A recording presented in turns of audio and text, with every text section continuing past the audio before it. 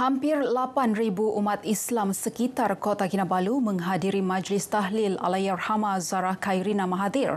Majlis berlangsung di Masjid Bandaraya Kota Kinabalu, turut dihadiri Yang di-Pertua Negeri Tun Musa Aman serta Ketua Menteri Datuk Seri Panglima Haji Jinor. Majlis dimulakan dengan solat maghrib berjemaah sebelum diteruskan dengan solat hajat, bacaan tahlil dan doa khas untuk arwah yang dipimpin Imam Besar Masjid Negeri Sabah, Ustaz Suhaidi Kuanting dan Mufti Negeri Sabah, Datuk Aziz Bongsu Jaafar. Majlis sama turut diadakan serentak di masjid dan surau seluruh negeri, membuktikan seluruh rakyat bersolidariti dalam memohon kebenaran kes terserlah. Allahyarhamah Zarah Khairina disahkan meninggal dunia di Hospital Queen Elizabeth Kota Kinabalu pada 17 Julai setelah ditemui dalam keadaan tidak sedarkan diri di dalam longkang berhampiran asrama SMKA Tun Datuk Mustafa Papar pada 4 pagi 16 Julai. Kerajaan Persekutuan dan Kerajaan Negeri komited menangani isu kewarganegaraan di bawah Perkara 15A Perlembagaan Persekutuan. Menteri Dalam Negeri Datuk Seri Saifuddin Nasution Ismail berkata 1,247 permohonan telah diputuskan oleh jawatan kuasa khas yang dipengerusikan bersama Ketua Menteri Sabah. Permohonan melibatkan anak tidak sah taraf, anak di pusat jagaan serta anak kepada ibu bapa bukan warga negara. Perkara itu banyak kategori. Tapi yang pada akhirnya apa dia? Kita buat keputusan terhadap 1,247 permohonan yang telah masuk. Ya, kalau disebut dia tak ada warga negara dan sebagainya, tapi dia duduk di luar, tak pernah mengemukakan permohonan kepada KDN. Kita tak boleh ambil kira lah yang tu.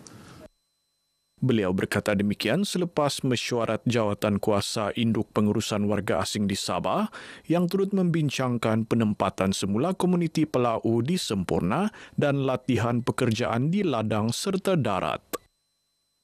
Proses pendigitalan data warga asing di Sabah kini memasuki fasa penting. Ketika ini lebih 113,000 individu telah direkodkan dalam sistem digital berpusat melibatkan maklumat biometrik lengkap termasuk foto dan cap jari. Menteri Dalam Negeri Datuk Seri Saifuddin Nasution Ismail berkata usaha ini membolehkan kerajaan memantau dan mengurus data warga asing secara masa nyata atau real time. Pelaksanaan ini untuk pendaftaran warga asing yang bekerja dan tinggal di Sabah. Tentunya hasrat kita adalah untuk memperluaskan lagi kepada sektor lainlah pendigitalan. Pendataan digital ini diperluaskan kepada sektor lainlah seperti pertanian, perkilangan, pembuatan, pelombongan, kuari dan sebagainya. Datuk Saifuddin menjelaskan inisiatif berkenaan tidak berkaitan dengan pemberian kewarganegaraan, sebaliknya tertumpu kepada pendaftaran warga asing yang bekerja di sektor peladangan dan bakal diperluas ke sektor lain seperti pertanian dan perkilangan. Sepanjang tempoh pendataan, kerajaan juga bersetuju melaksanakan moratorium penguatkuasaan imigresen bagi memberi ruang kepada warga asing mendaftar. Hospital Tawau bakal memiliki bilik rawatan jantung atau Invasive Cardiac Laboratory ICL pertama di Pantai Timur Sabah. ICL itu akan ditempatkan di bilik rawatan kecemasan lama Hospital Tawau. Satu perkhidmatan baru yakni di ICL Lab ya ataupun Invasive Cardiac Lab ya yang mustahaknya akan dapat kita jadikan ia referral ya, di Pantai Timur ini ya Eastern Referral ya, sebab kita tidak ada cardiology services perkhidmatan kardiologi ini ada yang pertama dan kita telah pun mengenal pasti tempatnya dan seluruh ekosistemnya, infrastrukturnya dan mudah-mudahan kita akan dapat bekalkan dengan kadar yang segera.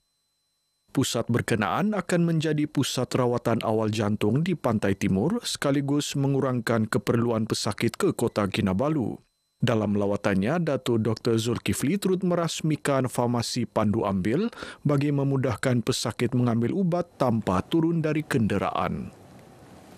Pusat Autism pertama di Sabah kini beroperasi di Sembulan. Menteri Pembangunan Masyarakat dan Kesejahteraan Rakyat Datuk James Ratib berkata 3 lagi pusat akan diwujudkan di negeri ini. Antaranya Sandakan, Tawau serta akan diperluas ke Keningau, Kudat dan Beaufort pada masa hadapan. Sini baru 92 orang yang permulaan ini, 90. Umur 3 hingga 7 tahun, kalian ingat. Sebab mereka bila masuk darjah 1 tidak mempunyai masalah sudah. Dan tidak semestinya mereka-mereka yang autism ini tidak berguna. Kadang-kadang mereka ini jadi profesional nih. Jadi pakar jantung, pakar segala-gala ini. Pusat Autism Sabah Paus Sembulan membolehkan kanak-kanak autism menerima pendidikan yang optimum bagi membolehkan mereka mencapai potensi tertinggi.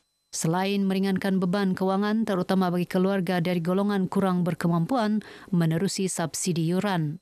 Datuk James turut memohon tambahan peruntukan daripada kerajaan untuk melatih guru profesional dan membina kompleks autism berskala besar di negeri ini. Program Kepekaan Gender Generasi Harmoni, platform penting perkukuh kefahaman gender dan memacu pembangunan inklusif di Sabah. Inisiatif Jabatan Hal Ehwal Wanita Sabah Jehwa itu membuktikan komitmen semua pihak terhadap isu kesaksamaan gender. Pembantu Menteri Pembangunan Masyarakat dan Kesejahteraan Rakyat Datuk Flovia Eng berkata prinsip ini seiring dengan Hala 7 Sabah Maju Jaya. Wanita kini membentuk hampir separuh populasi Malaysia iaitu 47.7% dengan kadar penyertaan tenaga kerja 56.2% pada tahun lepas. Ini termasuk pencapaian wanita Sabah menguasai 69.3% dalam sektor perusahaan mikro, kecil dan sederhana PMKS.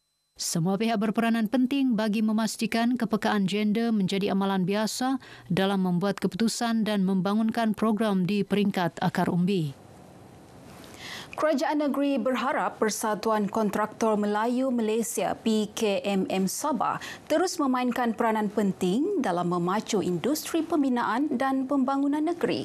Pembantu Menteri Kewangan Datuk Julita Majungki juga berharap persatuan itu menjadi pendorong kepada ahlinya untuk melaksana projek dengan lebih baik dan berkesan.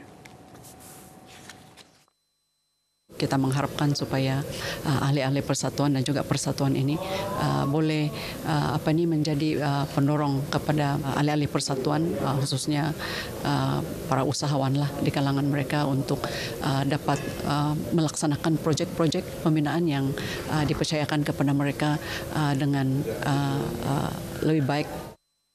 Mesyuarat berkenaan turut memberi fokus kepada pembaharuan sektor pembinaan termasuk pendigitalan dan diversifikasi bidang. Sebagai persatuan, kami berharap ahli kami dapat ditingkatkan kapasiti dan dapat membantu ke arah pembangunan negeri Sabah khususnya. Dan ini sekiranya dapat kita olah bersama, buat kerjasama yang terbaik, saya yakin insya-Allah kontraktor dan kerajaan negeri Sabah akan bergerak lebih baik dan lebih semua untuk mencapai Sabah Maju Jaya. Isu kenaikan harga bahan binaan turut dibincangkan dan jadual kadar kerja kini sedang dikaji semula bersama pihak kerajaan. Nikmat kemerdekaan yang dikecapi hari ini adalah hasil kerjasama pasukan keselamatan, agensi kerajaan dan masyarakat tempatan dalam menjaga keamanan dan kemakmuran negara khususnya di kawasan S-Zone. Komander Eskom Datuk Victor Sanjos berkata, ketenteraman S-Zone menjadi nadi utama peningkatan pelancong dan keyakinan pelabur asing untuk meneroka potensi besar di kawasan ini. Pelancong yang datang bukan hanya sebagai pengunjung, malah duta keamanan yang menyaksikan sendiri keindahan dan kedamaian Sabah Timur. Sabah Timur ini begitu damai dan kita dapati bahawa banyak sebenarnya aset-aset ataupun harta-harta yang kita boleh tunjukkan kepada dunia. Jadi dengan kedamaian dan juga kesejahteraan yang ada pada Sabah Timur ini, kita dapati bahawa peningkatan pelancong yang begitu meningkat. Beliau turut menyeru kepada masyarakat agar terus menjadi mata, telinga dan lidah kepada Eskom memelihara kedaulatan negara. KMJG di dataran Eskom tahun ini bukan sahaja memperkukuh semangat patriotisme tetapi juga mengukuhkan imej Sabah Timur sebagai wilayah yang sejahtera dan stabil untuk pembangunan jangka panjang. Baik, paparan itu mengakhiri Berita Pagi Sabah kali ini. Menyusul selepas ini Berita Pagi Sarawak bersama-sama Nur Sila Talaha di Kuching. Malaysia Madani, rakyat di Santuni.